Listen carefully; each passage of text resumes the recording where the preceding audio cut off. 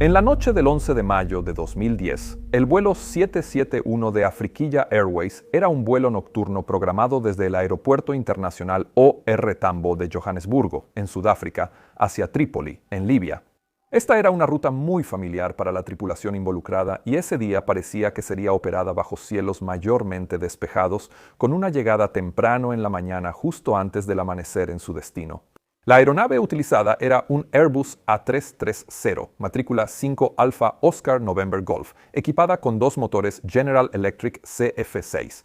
Había sido adquirida en 2009, lo que significaba que en ese momento era prácticamente nueva, con menos de 600 vuelos totales en su bitácora.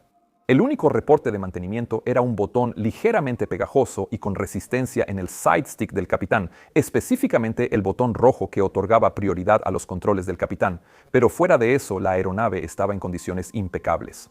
Para el vuelo de esa noche estaban programados 93 pasajeros más 8 tripulantes de cabina y al frente, en la cabina de mando, había 3 pilotos, lo cual era requerido para un vuelo nocturno largo como este, y con ellos el total de almas a bordo era de 104.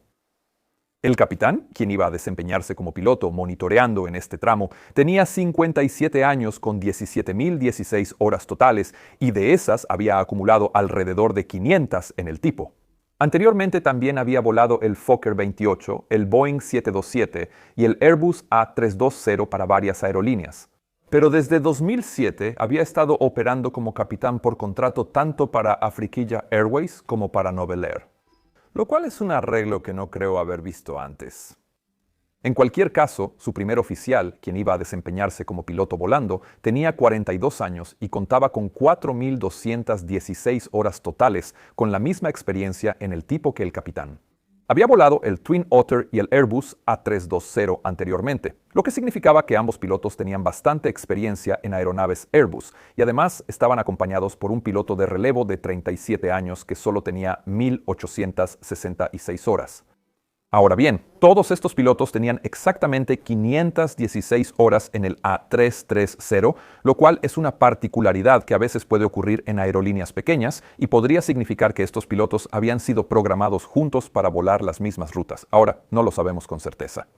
Pero si ese fuera el caso, también podría significar que probablemente habían desarrollado una profunda familiaridad entre ellos. Y posiblemente una tendencia a asumir intenciones y acciones, algo que vale la pena tener en cuenta.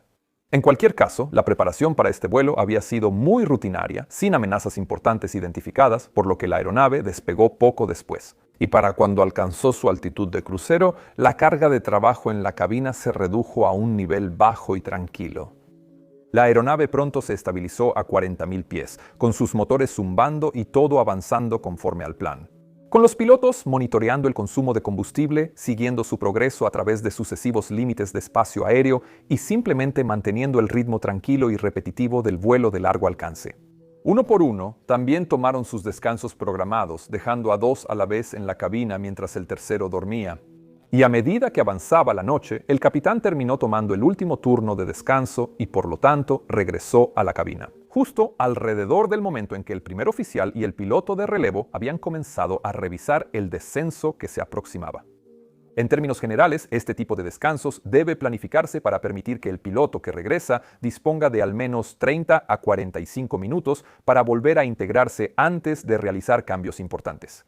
Y esto es para evitar algo conocido como inercia del sueño, que es una especie de estado aturdido que puede ocurrir justo después de despertarse.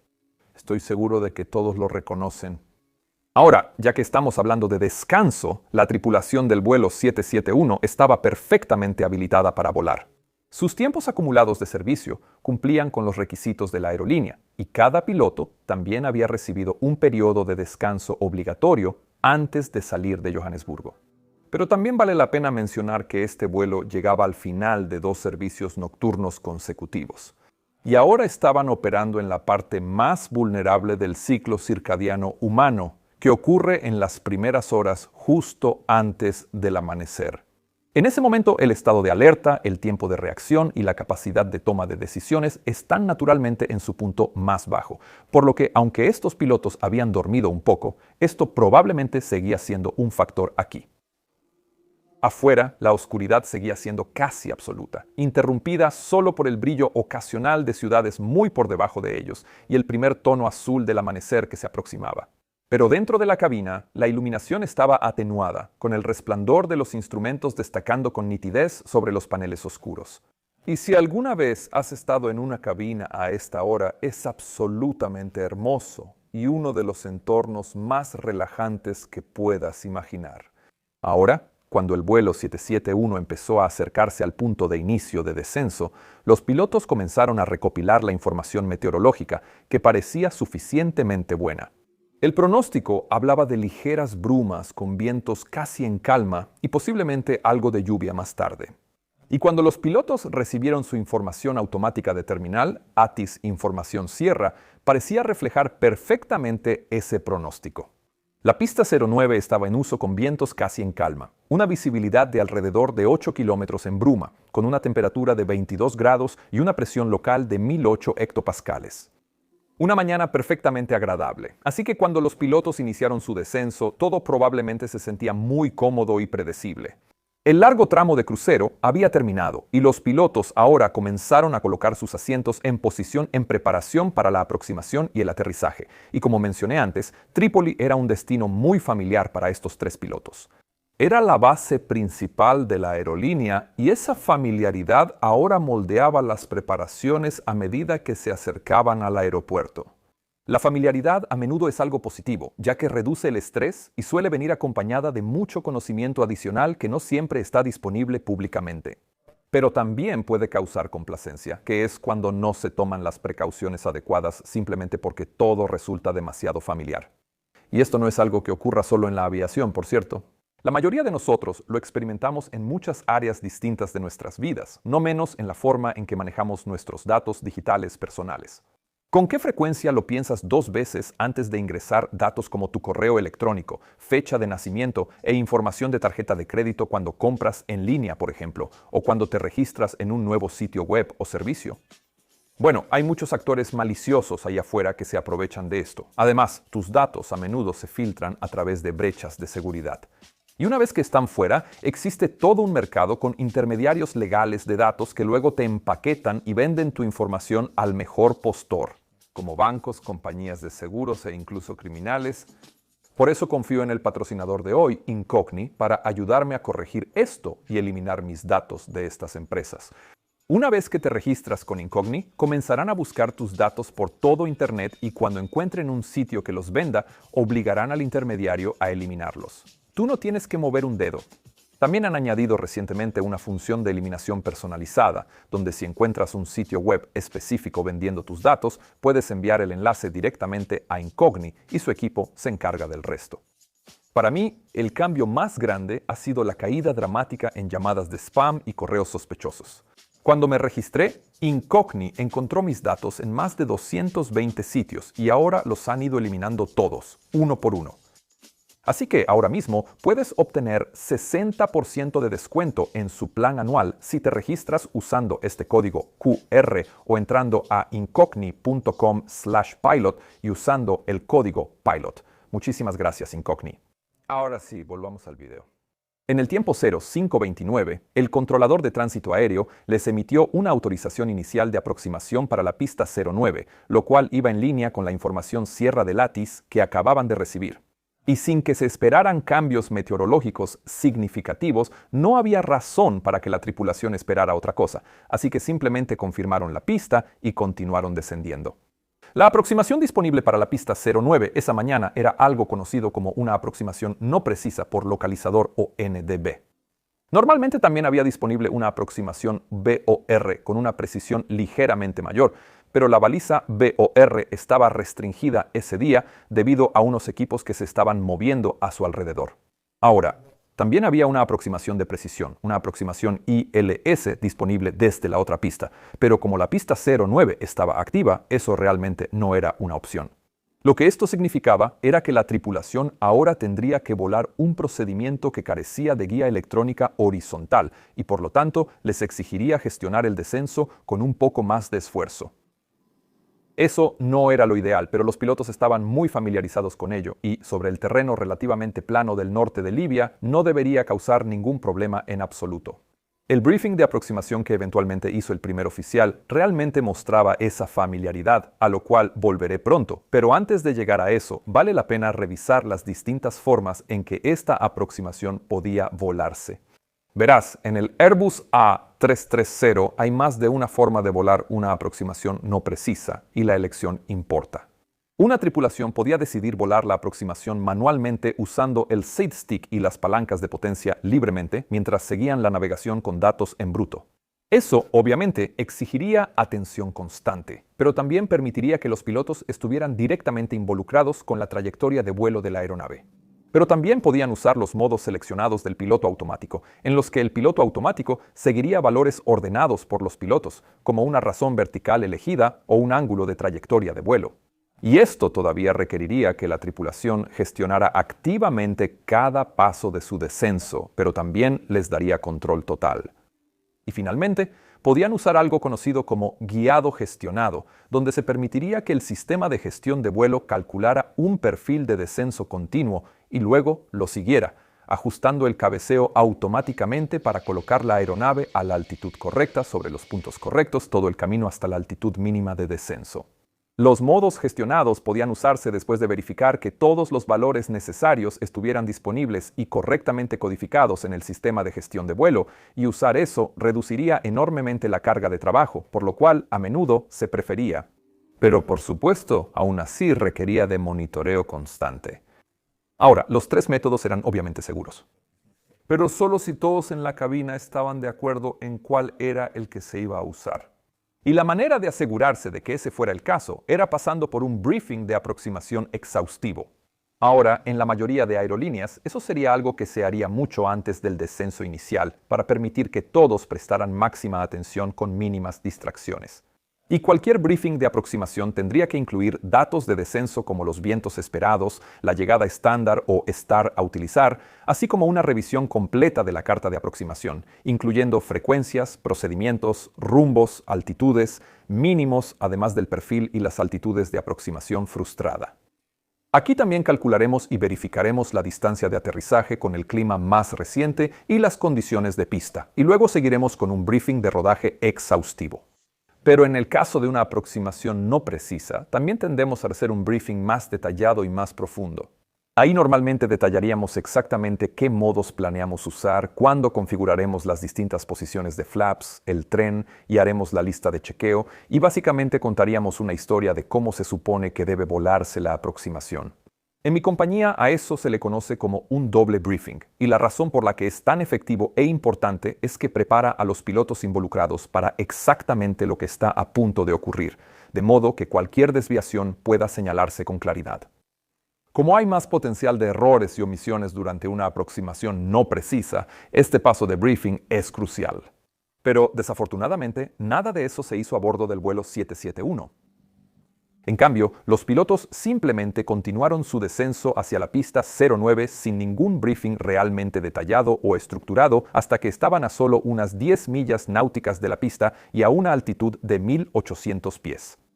En ese punto se aproximaban a la baliza Tango Whiskey, que era el punto de aproximación final y la radioayuda sobre la que se construía toda la aproximación.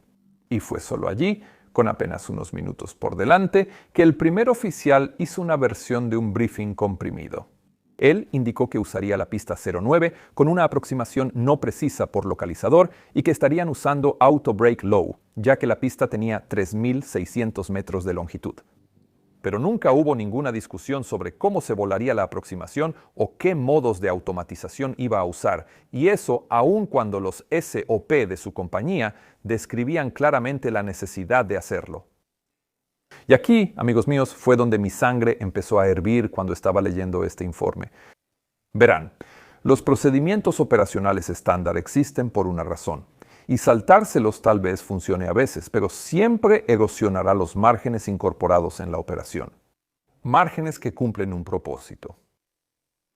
Cada detalle omitido elimina una capa de protección y hace que el vuelo dependa más de que todo se desarrolle exactamente como los pilotos esperaban que lo hiciera, cosa que rara vez ocurre. Ahora, sé que estaban regresando a casa, a su base, y muchas tripulaciones acortarán sus briefings allí. Pero eso solo es algo que puedes hacer cuando no hay duda sobre cómo vas a volar tu aproximación, como cuando estás haciendo un ILS, por ejemplo. Pero en una aproximación no precisa, con varias formas de manejarla, el briefing simplemente tiene que hacerse por razones que muy pronto quedarán muy claras. En fin, una vez que se completó este breve briefing, los pilotos recibieron su vector final del controlador y pronto se estabilizaron en un rumbo de aproximadamente 089 grados, alineándose bien con la prolongación del eje de la pista 09. Ahora estaban a menos de 10 millas náuticas de la pista, en aire calmado y con la pista justo al frente en sus pantallas de navegación, pero todavía sin tenerla a la vista. Ahora, como mencioné antes, la aproximación por localizador hacia la pista 09 giraba en torno a un único punto crítico, la baliza NDB Tango Whiskey. Servía tanto como punto inicial de aproximación, si se fuera a volar el procedimiento completo, como punto final de aproximación, el cual debía alcanzarse antes de que la aeronave pudiera ejecutar su descenso final hacia la altitud mínima de descenso. Tango Whiskey estaba a 5.2 millas náuticas del BORBR, pero a solo 3.9 millas náuticas del umbral de pista, y desde allí el perfil de descenso era bastante directo. Se esperaba que las aeronaves que se aproximaban desde el este mantuvieran 2.000 pies si iban a volar el procedimiento completo, hicieran el viraje inicial de salida desde Tango Whiskey y luego, al virar a la entrada rumbo a 089, podían bajar escalonadamente a 1.400 pies, que era la altitud más baja que se les permitía mantener hasta alcanzar la baliza. Ahora bien, ese tramo inicial de 2.000 pies podía reemplazarse por un vector radar, razón por la cual el vuelo 771 mantenía 1.800 pies cuando viraron a final. Pero aún así, solo después de pasar Tango Whiskey, la aeronave podía descender más, hasta la altitud mínima de descenso o MDA de 620 pies. Ahora, para complicar aún más las cosas, había varias formas distintas en que podía realizarse el descenso después de Tango Whiskey, todas legales, pero con distinta eficiencia. Una forma sería usar el modo gestionado que expliqué antes, y con ello, el FMC calcularía la trayectoria final de descenso partiendo de una altitud inicial de 50 pies sobre el umbral y construyéndola hacia atrás usando una senda de planeo de 3 grados hasta 1.400 pies. Pero como Tango Whiskey estaba a 3.9 millas de la pista, esto significaría que la aeronave tendría que mantener 1.400 pies por un tiempo después de pasar Tango Whiskey y luego comenzar a seguir esa senda de 3 grados hacia la MDA. Luego, si al alcanzar la MDA la aeronave no tuviera contacto visual con la pista, tendría que ejecutarse inmediatamente una aproximación frustrada, similar a lo que ocurre en una aproximación ILS al alcanzar los mínimos. La segunda y ligeramente más compleja forma de volarla sería mantener 1.400 pies y luego seleccionar un ángulo de descenso constante aproximadamente 1 milla náutica antes de cruzar Tango Whiskey, y eso armaría el modo seleccionado manualmente. Pero la aeronave no comenzaría a descender hasta que se jalara el selector, lo cual debería hacerse aproximadamente 0.2 millas antes de pasar Tango Whiskey para que el descenso comenzara exactamente al cruzarlo. Ese ángulo constante luego se ajustaría manualmente para intentar alcanzar la MDA en un punto similar al del procedimiento gestionado previo. Pero si la MDA ajustada se alcanzaba antes, entonces la aeronave podría volar nivelada por un tiempo hasta que se pudiera realizar un aterrizaje seguro o hasta alcanzar el punto de aproximación frustrada ubicado en otro localizador llamado Delta. A más tardar allí, debía iniciarse la ida al aire. Finalmente, podía usarse la técnica antigua de Dive and Drive, donde la aeronave simplemente descendería hasta una MDA ajustada inmediatamente después de pasar Tango Whiskey, y luego mantendría vuelo nivelado hasta que pudiera efectuarse el aterrizaje o se alcanzara el punto de aproximación frustrada. Pero esa no era una técnica que los aviones comerciales modernos usaran típicamente, así que nos vamos a enfocar en las dos primeras. Cuando el vuelo 771 se estableció en final, la falta de un briefing formal comenzó a mostrar sus efectos evidentes. El piloto automático seguía conectado siguiendo limpiamente la trayectoria lateral cuando el capitán hizo de repente un breve comentario sobre cómo quería que se volara la aproximación. Hagámoslo como se llama, es mejor aproximación NAV, está aprobada como sabes. Con esto, Probablemente quería decir que deseaba una aproximación gestionada, es decir, que el sistema de gestión de vuelo calculara y volara automáticamente el perfil de descenso, pero la forma en que lo expresó fue altamente no estándar y dejó bastante margen de interpretación para su colega. Aún así, el primer oficial pareció entender lo que el capitán quería decir y simplemente respondió: sí, está bien. Así que en ese momento ambos parecían compartir una visión común de lo que estaba por suceder, cuando el controlador los llamó y los autorizó para la aproximación por localizador a la pista 09. Para el tiempo 03:57 con 50 segundos, el capitán también anunció de repente Track FPA sin previo aviso. Probablemente solo era una llamada para indicar que ahora veía el BIRD en su pantalla primaria de vuelo. El BIRD es el vector de velocidad y trayectoria de vuelo que muestra lo que la aeronave realmente está haciendo, en lugar de solo rumbo y actitud.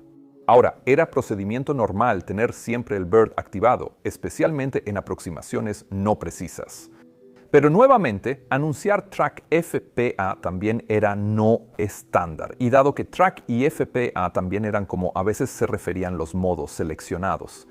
Esto pudo haber dado al primer oficial la impresión de que el capitán ahora quería cambiar el plan. En lugar de volar una aproximación completamente gestionada, tal vez ahora quería que utilizara los modos seleccionados, es decir, un nivel menor de automatización.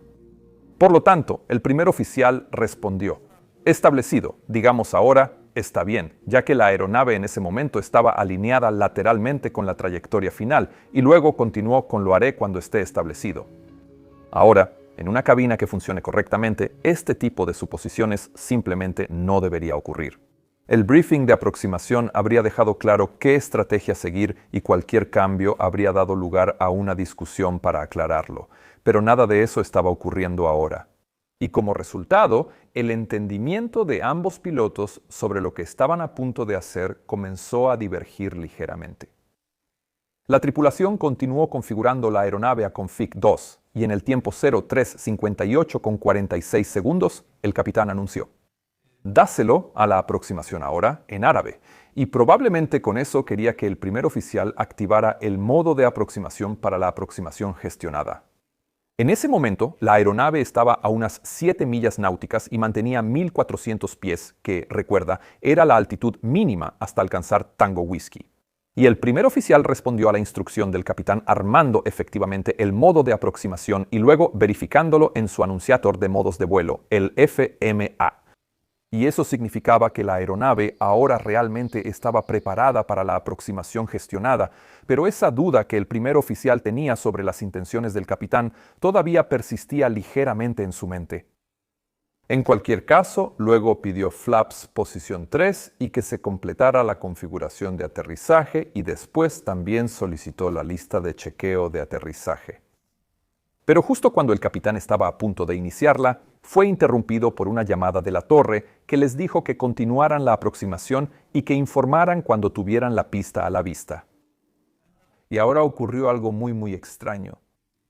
En el tiempo 03:59 con 24 segundos, se seleccionó repentinamente un ángulo de trayectoria de -3 grados en la FCU y el piloto automático inició un descenso en modo FPA, anulando el modo de aproximación que estaba armado. Esto ocurrió mientras el capitán aún respondía a la torre y significó que el descenso final comenzó antes de que la aeronave hubiera alcanzado el localizador Tango Whiskey. Es difícil saber por qué el primer oficial hizo esto, pero tal vez tenía en mente que debía volar la aproximación en modo seleccionado y por eso preseleccionó el ángulo de trayectoria que quería y luego quizá jaló el selector por error. Recuerda que, si se volaba de esa manera, el ángulo de trayectoria debía configurarse 1 milla náutica antes de cruzar la baliza y luego activarse 0.2 millas antes, pero ahora todo ocurrió al mismo tiempo. También existe la posibilidad de que el primer oficial malinterpretara la distancia mostrada en la página de progreso del FMC de 5.2 millas náuticas hasta la pista como si fuera la distancia DME de 5.2 millas al VOR, que es donde estaba ubicado Tango Whiskey. Pero en cualquier caso, esto significó que la aeronave ahora estaba descendiendo demasiado pronto y nadie parecía darse cuenta. Entonces, ¿qué estaba haciendo realmente el capitán? Bueno, como dije antes, estaba hablando con el control de tránsito aéreo, pero eso no significaba que estuviera exento de sus funciones como piloto monitoreando. De hecho, incluso mientras se cometía este error, fácilmente podría haber pausado la conversación por radio para señalarlo. Pero como eso no ocurrió, es más probable que simplemente no estuviera prestando total atención a la trayectoria de vuelo. O quizá, si miró hacia abajo, reconoció el ángulo de trayectoria de -3 grados de aproximaciones anteriores que había volado y por eso no lo cuestionó más. Pero quiero detenerme aquí y señalar algo. Este es en realidad un excelente ejemplo de por qué la comunicación abierta y clara es tan importante. No solo podría haberse evitado todo esto con un briefing completo de aproximación, sino que cualquiera de estas suposiciones hechas por ambos pilotos podría haberse aclarado fácilmente si hubieran usado llamadas precisas, cuestionado las acciones del otro y mantenido una buena conciencia situacional. Pero como nada de eso ocurrió aquí, la aproximación simplemente continuó, con el capitán claramente sin prestar atención a lo que estaba sucediendo. Una vez iniciado el descenso, el primer oficial pronto anunció la altitud de ida al aire. Altitud de aproximación frustrada y -3 grados, señor, mostrando que ya había ajustado la altitud objetivo a la publicada para la frustrada y que estaba descendiendo con una senda de 3 grados. Eso le daba una gran oportunidad al capitán para cuestionar la selección, pero después de responder 2000 ajustado, verificando la altitud correcta. Fue nuevamente interrumpido por una llamada por radio, esta vez de un capitán de otra aeronave que acababa de aterrizar antes que ellos. Ese capitán había reconocido antes la voz del capitán y ahora lo llamó por su nombre para advertirle que la visibilidad en tierra era mucho peor de lo reportado y que había estratos bajos o nubes de niebla cerca de la pista. Ahora, esta llamada probablemente tuvo un doble efecto. Primero, el capitán probablemente le prestó más atención porque estaban usando su nombre, lo cual podría explicar por qué se perdió la llamada del primer oficial sobre el ángulo de descenso. Y segundo, probablemente desvió su mente y su atención hacia el tiempo afuera y por lo tanto aún más lejos de sus instrumentos y de la posición de la aeronave. Y como no respondió a partes de la llamada del primer oficial, el primer oficial asumió que el capitán estaba de acuerdo con este nuevo curso de acción. Nuevamente, más suposiciones. Unos segundos después, el primer oficial anunció que ya estaban cruzando Tango Whiskey, pero sin resaltar que solo estaban a 1020 pies, significativamente por debajo de la altitud mínima publicada de cruce de 1350 pies. Y esto no fue detectado por nadie. Ahora, el hecho de que ninguno de los pilotos, ni el piloto de relevo en el jump seat atrás, reaccionara a esto es bastante difícil de explicar, pero nuevamente apunta a que carecían de un briefing de aproximación adecuado.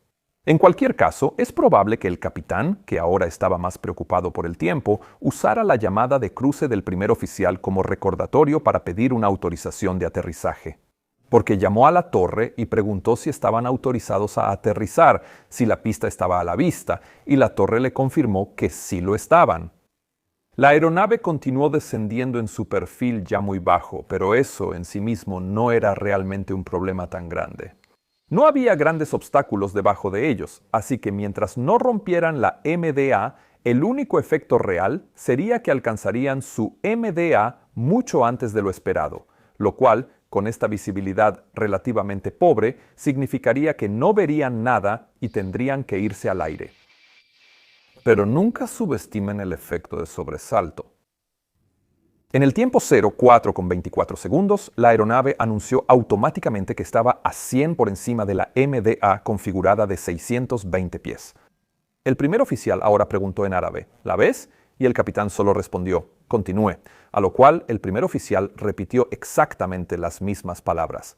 El capitán probablemente ya estaba mirando hacia afuera y esperando plenamente ver aparecer la pista justo al frente en cualquier segundo. Recuerda que él todavía creía que estaban volando una aproximación totalmente gestionada y que por lo tanto iban a salir de las nubes en la posición perfecta para aterrizar. Pero donde estaban ahora, a más de 2 millas por delante de la pista, si alcanzaban a ver las luces de aproximación, estas aparecerían mucho más adelante de donde él estaba mirando. 6 segundos después, la aeronave alcanzó la MDA y luego simplemente siguió descendiendo. Y otros 6 segundos después, el primer oficial, que claramente todavía no podía ver la pista, le preguntó al capitán si debía continuar. De nuevo, vale la pena señalar aquí que si no se establece contacto visual en o antes de los mínimos, esa pregunta simplemente no debería existir. Se debe ejecutar una aproximación frustrada, pero esta cabina claramente no estaba funcionando como estaba diseñada. Pasaron unos segundos más con la aeronave todavía descendiendo dentro de la bruma. Pero al descender a través de 280 pies sobre el terreno, el sistema de proximidad al suelo EGPWS reconoció que no estaba donde debía estar y ahora emitió una fuerte alerta de terreno, demasiado bajo. El capitán se sorprendió muchísimo con esto y por lo tanto gritó: ¡Id al aire! ¡Id al aire! ¡Id al aire! Lo que hizo que el primer oficial desconectara de inmediato el piloto automático, empujara las palancas de potencia hasta el detente toga y luego empezara a levantar el morro. Hasta ahí, todo bien. Excepto por desconectar el piloto automático. Esto era lo esperado en una situación como esta. Pero para entender realmente lo que estaba a punto de ocurrir, es importante señalar que no era la primera vez que esta tripulación improvisaba mal esta aproximación en particular. Solo unas semanas antes, el 28 de abril, estos mismos dos pilotos se habían encontrado en casi exactamente la misma posición, volando el mismo Airbus en la misma aproximación, con una visibilidad igualmente marginal. En ese caso, el descenso también había comenzado demasiado temprano, y la aeronave se había ido por debajo de su perfil vertical previsto y se había desestabilizado. Y cuando finalmente se dieron cuenta, también ejecutaron una aproximación frustrada. Pero, de forma crucial, durante esa maniobra, dejaron accidentalmente que la velocidad se elevara demasiado, lo que activó una advertencia de overspeed de flaps. Luego, finalmente lo resolvieron, ascendiendo sin más problemas, y la situación se cerró sin que ocurriera nada más. Pero el primer oficial había quedado alterado por la advertencia de overspeed, algo que vale la pena tener presente aquí. Además, después de esa aproximación, la tripulación nunca presentó un reporte, lo cual significó que no había evidencia de que esa aproximación inestable hubiera ocurrido y por lo tanto no había forma de que se escalara dentro de la aerolínea para llevar a un debrief de la tripulación. Y sin esa conversación, tampoco podían aprenderse lecciones de ello. En aviación, los casi incidentes y los errores a menudo son eventos de seguridad útiles, pero solo si se reconocen como tales y se analizan en un debrief estructurado. Así que, al contrario, si un evento termina de forma segura pero nunca se examina, puede ir moldeando silenciosamente las expectativas del piloto, lo que nos devuelve al vuelo 771, que ahora estaba aumentando potencia en sus motores y preparándose para esta nueva ida al aire. El primer oficial, como mencioné, reaccionó de inmediato a las órdenes del capitán, entrando de golpe en los memory items de ida al aire tal como había sido entrenado. Llevó la potencia a toga, desconectó el piloto automático y levantó el morro hacia una actitud inicial de 12.3 grados y luego pidió que se seleccionaran flaps de ida al aire y que se retrajera el tren, exactamente como cabría esperar. Pero ahora ocurrió otra nueva cosa extraña. Después de que la aeronave ascendió un poco, alcanzando una altitud de 670 pies, las entradas de cabeceo hacia arriba desde el side stick del primer oficial cambiaron repentinamente a una entrada de cabeceo hacia abajo. Y esto se mantuvo durante 21 segundos completos. Durante ese tiempo, el cabeceo cambió desde los casi 13 grados iniciales de cabeceo arriba hasta menos 3.5 grados, y como los motores seguían produciendo potencia de ida al aire, esto también vino acompañado de una aceleración rápida. Entonces, ¿qué estaba pasando aquí? Bueno, en varios de mis videos anteriores he hablado sobre la naturaleza insidiosa de un fenómeno conocido como ilusión somatogravítica. Esto puede ocurrirle a pilotos que están sometidos tanto a un cabeceo arriba como a una aceleración súbita y potente sin acceso a suficientes referencias visuales. Verás, los órganos del equilibrio en nuestros oídos internos no están equipados para detectar la diferencia entre un cabeceo arriba y una aceleración. Así que la única forma de saber qué es usar nuestros ojos como jueces y reaccionar según lo que nos indiquen. Eso es exactamente lo que nosotros, como instructores, usamos dentro de simuladores de vuelo de movimiento completo cuando simulamos aceleración y desaceleración. Si miras hacia afuera del simulador cuando estamos despegando, verás cómo poco a poco va cabeceando más y más hacia arriba. Pero como la imagen que los pilotos están viendo adentro es la de una pista por la que están acelerando, sus oídos internos y sus ojos le dirán al cerebro que en realidad solo están acelerando. Muy ingenioso, pero potencialmente mortal cuando se encuentra en la realidad. Entonces, ¿por qué sucede eso? Bueno, digamos que tú eres el primer oficial en este escenario, que acabas de ejecutar la ida al aire y ahora estás aplicando cabeceo arriba para el ascenso. Al mismo tiempo, también has empujado las palancas de potencia hacia adelante, lo cual acelerará la aeronave para permitir retraer los flaps. Ahora, si estás monitoreando tus instrumentos mientras esto ocurre, tu cerebro podrá entender que estás tanto cabeceando como acelerando, porque lo estás viendo en los instrumentos. Pero si no estás prestando atención, o te estás enfocando demasiado en un solo instrumento o en otra cosa, entonces tu oído interno podría sumar ambas sensaciones e interpretarlo como un cabeceo arriba mucho mayor. Y eso es probablemente exactamente lo que ocurrió ahora dentro de esta cabina. Por una razón u otra, el primer oficial pensó que estaba cabeceando arriba demasiado y, por lo tanto, intentó contrarrestarlo empujando el side stick hacia adelante.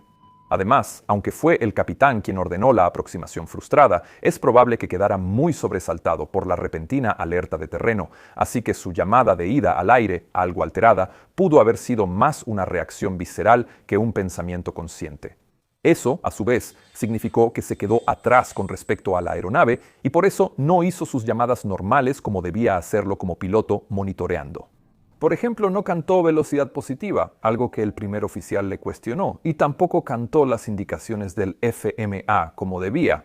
Así que existe la posibilidad de que su pasividad hiciera que el primer oficial apartara la vista de sus instrumentos y le prestara más atención a él, lo cual habría contribuido a la ilusión. En cualquier caso, el resultado ahora era una aeronave que descendía y que además estaba acelerando todavía más rápido, lo que probablemente incrementó aún más la ilusión de cabeceo arriba del primer oficial. Ahora el capitán debería haber podido reaccionar y volver en sí relativamente rápido aquí, pero el problema fue que ahora estaba sufriendo esa misma ilusión. Y lo sabemos porque también se registraron entradas en su side stick que eran de cabeceo abajo, básicamente reflejando las del primer oficial. Y eso a pesar de que definitivamente no debía estar aplicando ninguna entrada, ya que él no estaba volando. En circunstancias normales, sus entradas habrían disparado una advertencia de doble entrada, pero como estaban en gran medida reflejando las del primer oficial, la diferencia era demasiado pequeña para activarla. En fin, mientras esto ocurría, el primer oficial aún intentaba gestionar la aeronave. Ahora pidió que se retraigan más los flaps, lo cual probablemente fue porque vio que la velocidad se estaba acercando rápidamente a la velocidad máxima con flaps. Y recordó la última ida al aire que habían hecho, cuando se pasaron de esa velocidad 2 veces, algo que ahora quería evitar desesperadamente. Y ese enfoque en la velocidad podría ser otra razón por la que no estaba monitoreando su horizonte artificial, que les habría mostrado claramente que estaban cabeceando abajo, sin mencionar sus directores de vuelo, que habrían indicado que se necesitaba un cabeceo arriba pronunciado. En cualquier caso, el capitán sí respondió a la llamada de flaps del primer oficial y retrajo los flaps de config 2 a 1. Pero en lugar de intentar entender qué le estaba pasando a su aeronave, decidió contactar a la torre para informarles sobre la ida al aire. Ahora, cualquiera que lleve siguiendo este canal por un tiempo recordará la regla de oro de la aviación: volar, navegar, comunicar en ese orden. Y este es un ejemplo excelente de por qué eso es tan importante. Simplemente no debería haber comunicación con fuentes externas a menos que la aeronave esté volando de forma segura primero, y eso claramente no estaba ocurriendo. Simultáneamente, el capitán también notó la tendencia de alta aceleración en su pantalla primaria de vuelo y por eso cantó velocidad.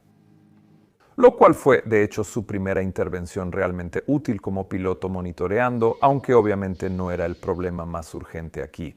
Pero en lugar de correlacionar esa aceleración con su descenso, extendió la mano y jaló el selector de velocidad match para intentar que el autothrust les redujera la velocidad. Pero eso no funcionó, porque las palancas de potencia todavía estaban en el detent TOGA. Y de nuevo tampoco era su rol hacer eso, ya que él era el piloto monitoreando y no el piloto volando. Si quería hacer algo así, necesitaba tomar los controles. Pero otra pregunta es: ¿qué estaba haciendo el sistema GPWS en este punto? Quiero decir, había sido lo que detonó la ida al aire en primer lugar, y ahora se estaban acercando al suelo de nuevo, así que ¿no debería reactivarse? Y la respuesta es sí, por supuesto que lo haría, Aproximadamente 3 segundos después de que el capitán jalara el selector de velocidad, el EGPWS volvió a gritar, "No se hunda", seguido de terreno demasiado bajo. Y el primer oficial sí respondió a esto, jalando su side stick hacia atrás. Pero al mismo tiempo también cantó fase de aproximación activa, lo cual no tenía sentido e indicaba que quizá mentalmente se estaba preparando para iniciar otra aproximación, en lugar de concentrarse en mantener la aeronave lejos del terreno, mostrando hasta qué punto había perdido su conciencia situacional. Y al mismo tiempo que él estaba ahora cabeceando arriba, el capitán comenzó a empujar su side stick bruscamente hacia adelante, mientras también presionaba su botón de prioridad durante 3 segundos, tomando efectivamente el control del vuelo, todavía bajo el efecto de una fuerte ilusión somatogravítica.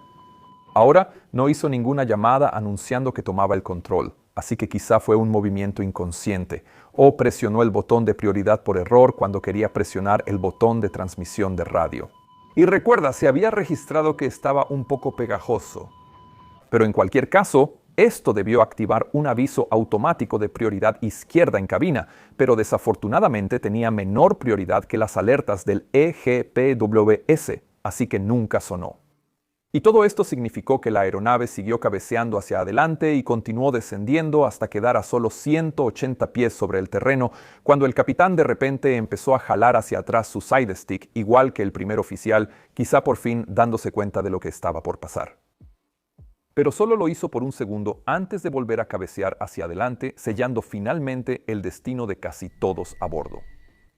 En el tiempo 0401 con 13 segundos, el vuelo 771 impactó el terreno con una actitud mayormente nivelada en alabeo y con el tren retraído aproximadamente a 1200 metros antes del umbral de la pista 09. La velocidad al impacto fue lo suficientemente alta como para destruir por completo la aeronave, dejando una estela de metal y escombros por más de 800 metros antes de que todo volviera a quedar en silencio. Y la tripulación a bordo de una aeronave de Alitalia, en una calle de rodaje, había visto el impacto a distancia, con un destello iluminando brevemente la oscuridad de la madrugada. De las 104 personas a bordo, 103 perdieron la vida, pero un pasajero, un niño de 9 años, sobrevivió con heridas graves. Un hecho que más tarde subrayaría tanto la violencia de los impactos como lo impredecible que puede ser la supervivencia en accidentes como este. En los momentos inmediatos posteriores, la escena en el Aeropuerto Internacional de Trípoli fue de confusión y conmoción.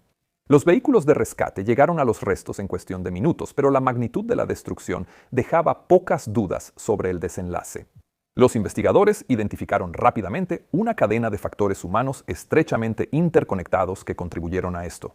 Fatiga durante el valle circadiano, un briefing de aproximación incompleto, suposiciones no expresadas sobre la automatización, coordinación degradada de la tripulación y una ida al aire tardía ejecutada bajo estrés.